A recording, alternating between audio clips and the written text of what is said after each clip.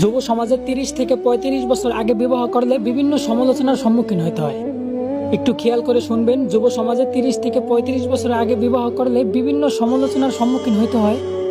অথচ ওই সমাজে 18 থেকে 20 বছরের ছেলেমেয়েরা একাধিক অবৈধ সম্পর্কে জড়াইলেও ওইটাই এই সমাজের ইগনোর করে চলতে হয়।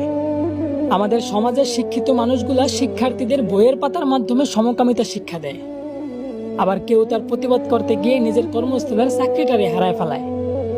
হ্যাঁ, এই সমাজে মানুষ হিসাবে কোনো ব্যক্তিকেই তার যোগ্য অধিকার দেওয়া হয় না। টাকা পয়সা আর ক্ষমতা আছে তো আপনি সমাজের নেতা, আর না থাকলে মানুষ বলেই গণ্য করা হয় না।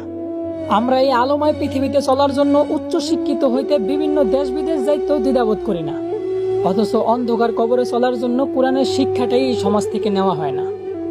তো বলি, এই যে সমাজের লোকজন নিজেদের ছেলে মেয়ের বিয়ের জন্য এই অগোছালো সমাজ থেকে আবার একজন সামাজিক ছেলে বা মেয়ে খুঁজলেন।